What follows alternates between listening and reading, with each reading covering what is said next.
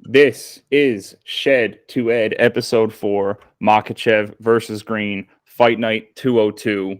And last week we broke even. We went 4-2. Both of us had two missed picks. What do you got to say about that there, Steve-O? It was a pretty standard week for us there, so we hit on most of them. Hit on all of our early picks that we took, and missed on some late ones that we weren't sure of there. So, yeah, we went flawless our first 3 picks each, and then things got a bit uneven. Yeah, that's the confidence when it starts to fall apart after your first few picks. And, we had a mixed bag of results. We had Jess. I thought she didn't have ground game, but it turns out she does. Of course, I'm referring to Stephanie Egger, who got the submission early in that fight. Jessie just tried to make the clinch happen, tried to make the takedown happen, got taken down, got submitted. That was not the narrative. The narrative crumbled before our eyes for that fight.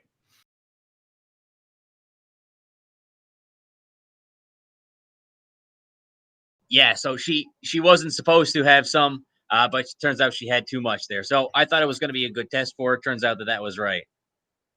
And we saw Jim Miller, the other mispick. He just turned back the clock, man. Jim Miller got that big finish. It was the biggest experience gap in company history. Jim was on his 38th fight, and Mata had never fought in the UFC before.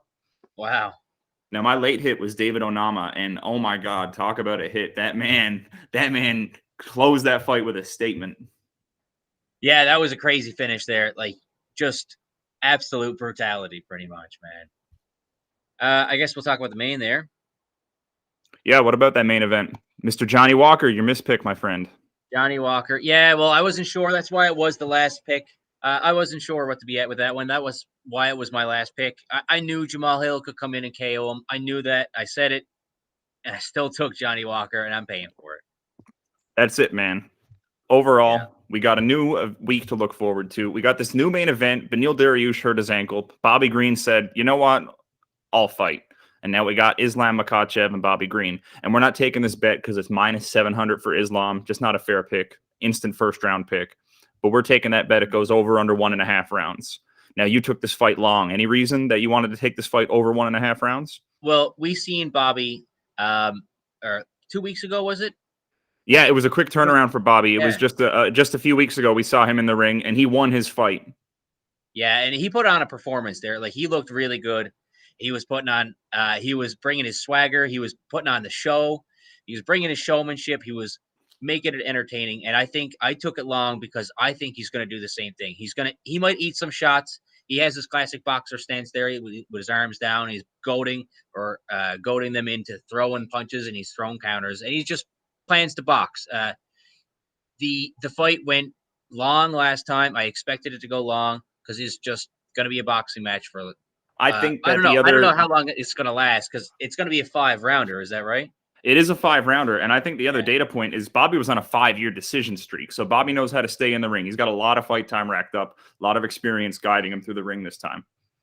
Yeah, definitely proves his chin is worthy too. Definitely, he can take a couple shots. Now, let's jump in to this week's card. Not a lot of star power. They're saving it all. We got a big pay-per-view coming up. We can get to that later, but let's look at these early prelims. We got Carlos Hernandez, Altamirano. Not a lot of stuff I like with this early card.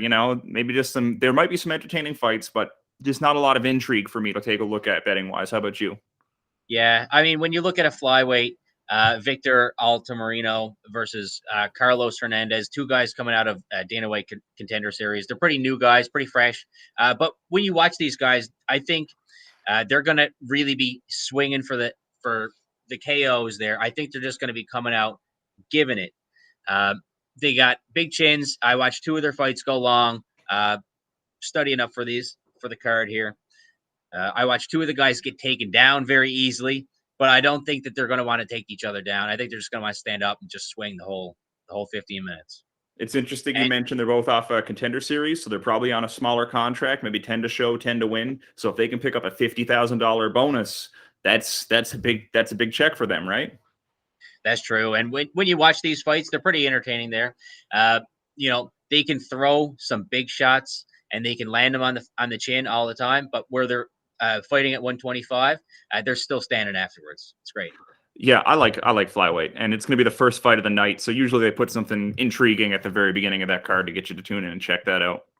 Yeah, let's get it going. Now we got Terrence McKinney coming off that 7-second KO. You know, he's in a pick'em bout with Faraz Ziam. They both only got 6 or less fights in the UFC, so still trying to establish themselves in that lightweight division. First pick overall this week, I took Josiane Nunes. She's on a little bit of a stoppage streak, and Ramona Pascual doesn't have a lot of experience, and it's women's featherweight, 145 pounds. This could be interesting. You know, that 145-pound division doesn't get a lot of activity. So this is the first 145 fight in a while, and we'll see how that plays out. Yeah, and it's always great to see a lot of action in these ones. If Nunez is on a stoppage streak, hopefully we get some violence in this fight too. Moving onward, we got Jian Kim and Priscilla Cachoeira. They don't really have great records. You know, this was a tricky one for me to bet. You know, Jian Kim, one of her decisions was a split, so it could have gone either way. She's got that TKO win over Nadia Qasim. Nadia went for the fake glove touch, and she got punished for it.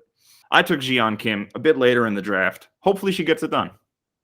We have the co-main and the main event. Now, who would have thought Wellington Turman would find himself in that co-main slot after a split decision win over Sam Alvey? But here he is. Yeah, and it's kind of the same thing with Misha Serkinov. I mean, he just lost. Was it a split decision his last fight? And that is correct. This guy hasn't even won since 2019, I don't think. If you look back, he took a big break over the pandemic, and he lost his last comeback fight last year, and now he is co-main. Yeah, and before that, he had a round 1 TKO loss. You know, if he was training, if he was ready, we don't get to see that as an audience. If someone goes down that quick in the fight, we just see someone else's highlight reel get another notch in the belt, right? Yeah, well, hopefully he's ready now. Knocked some rust off last fight. Wellington Turman, before that fight with Alvey, he had 2 round 1 losses by KO. So we didn't get to see much out of him either. You know, these guys might get to actually show their skills off for a bit here, get a chance to right the ship, as it were, and start to get a couple of wins behind him. If Serkinov gets this win, he's a bit later in his career. He might get a couple more wins under his belt. If Turman loses this fight, this could be bad for his career. He's still young. Serkinov and Turman don't have a great record in their last few fights, so we're going to see if one of these guys can pull out a win and move forward. If this one goes to draw or DQ, this is just a mess for these guys. Then we got Makhachev Green. The odds are blown out. That's why we're taking the 1.5 rounds. Keep it a bit more competitive. And I don't know, man. We got Makhachev at number 4 in the division. Bobby Green has his place in the lightweight division. I don't know if it's going to be in that top 5. When I was looking at it too, I mean, after seeing Bobby Green, what he did a couple of weeks ago, maybe the guy's exhausted from fighting 3 rounds. You know, he could very well could be, but I think he's got a lot of talent. It could be a great upset. And it would be a great upset. It would be one of the biggest upsets in the sport. It's good odds to take Bobby Green here at plus 600. I mean, it's fun. It's you know, 6-1. Yeah, it'd pay out. Everybody loves a big underdog. So that's why Bobby Green is Smelly's pick of the week. Smelly with the plus 600 pick. Now, if you can get your bookie to give you that plus 600, sure. But here on the draft, Makhachev all day. Yeah, not even an option. Not even an option. Now, let's talk about our draft. Let's get into that draft. Right away, Gilmore Brahimaj, top of the card. One of these guys is a last-minute fill-in. Brahimaj is the replacement, and he's got that. You don't see that a lot. Sometimes you see the guy who's coming in, like we're seeing with Bobby Green and Makhachev. But now Brahimaj is the replacement, and he's a heavy, heavy favorite. I'm kind of surprised to see that too. If the guy hasn't been in camp and isn't ready for the big weight cut or anything like that. So looking at all the odds here, there's a lot of ones that we will take early, a lot of ones that we won't. Like I was kind of going to avoid different guys like Perez. I thought Perez was going to be good as a strong underdog, so I wasn't going to take Martinez earlier. I was also looking at a guy like Joel Alvarez. He was another smelly pick. He was pretty high on Joel Alvarez to get a win this week.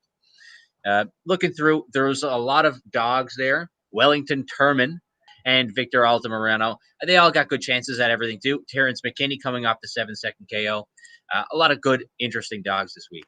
Yeah, you know, good point. I looked at the first couple of fights on that card, and I looked at their past wins, and there are some interesting matchups, which is why I didn't take the heaviest favorite or the second heaviest favorite this week. Josiane Nunes coming in with my first pick of the week. Coming off a lot of wins. She's got a lot of momentum behind her. And Pascual, I believe this is her UFC debut, if not her first, second, third fight in the UFC. Right. My first pick was the heavy favorite there. I was just going to check in on Brahimaj And if he was good to go, he was good to go. So I checked in with my consultant, Smelly, and he said he was going to go. He said he was a lock this week. So first pick. Smelly seal of approval. You love to see that here on Shed to Ed. Next up, I went with Bahamondes. Skip the Alvarez or Yukian, like you said, Alvarez looking like a live dog here at 2.6. Yeah, so I just continued on there. I was looking at Gregory Rodriguez. I thought that he was going to take it. I didn't. I wasn't comfortable taking, say, guys like Martinez or Suryukin, where I liked guys like Perez and Alvarez. So I just kind of reached down a little bit, and I found Rodriguez there, and I liked him at these odds. I grabbed Suryukin. He's a solid fighter. He's got some wins. Take him for my next round in the pick. Yeah, so I was digging further down. I wasn't sure about the main event there either. So I just kind of skipped over that. I took Ziam. I was okay with that. Terrence McKinney's hit or miss big time. So I just figured I'd go with Ziam, the comfortable pick here. Definitely an element of comfortable pick versus hit or miss. I went Jian Kim. It's really hard to judge a fighter by their losses. It's a lot easier to look at their win and see them shine and demonstrate some skill. But what do you read from a loss? And that's kind of the situation I found myself in with this one. You know, it's my fourth pick. Fourth is always a bit tricky. You know, you start to get on that button a bit. You start to eye both sides a bit more carefully after the first 3 rounds of betting. Yeah, a lot of tempting dogs here for me. Definitely tempting dogs indeed. Yeah, but instead of that, I just came back and took Bobby Green long. I mean, he doesn't have to go the 5 rounds. He doesn't have to go 4. You just need 8 minutes. You just need 8 minutes. You don't even need to go the full 2. I mean, I can give the guy 7.5 minutes. I don't know much about Bobby Green's takedown and grappling skills. He's more of a boxing kind of guy. Will Islam take him down and just kind of wear him out on the mat? And if so, will it take longer than 8 minutes? Yeah, at worst case scenario, he does get taken down, and he's got enough gas in the tank to keep Islam off of his arms and his neck for 8 minutes, right? Yeah. Moving onward, I took Carlos Hernandez. I was just very iffy. This was a pick'em. I just took the safer side of pick'em. Next up, you took Serkinov in this one. What kind of made you pick Serkinov? So I was watching these guys. I watched a little bit of Turman. I watched a little bit of Serkinov. I wasn't super impressed. Serkinov coming off a big break, losing split decision last time. But I think he knocks some rust off. I think he is going to come out fresh and ready for this fight. And I think he's going to take out Turman, who hasn't had a lot of great show of, say, competition in front of him. So I think Serkinov is just going to work him out and take him out. Definitely a step up in experience. But what I was mostly looking at there is on Shed to Ed. Since we've started, this is episode 4. Canadians have gone 5-1 straight up, and Serkinov is the only Canadian on the card this week, I believe. Do we have any Eds hiding out in the stacks here? No secret Eds this week. Nobody with the ED just hidden anywhere in their name there. No secret Eds. Again, we made it to the end. We left one fight with the lopsided odds till the end.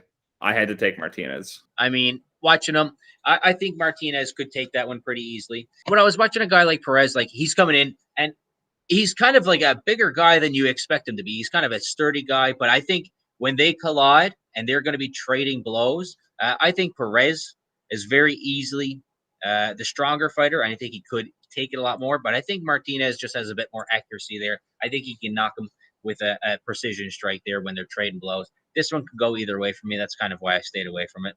50-50 for me.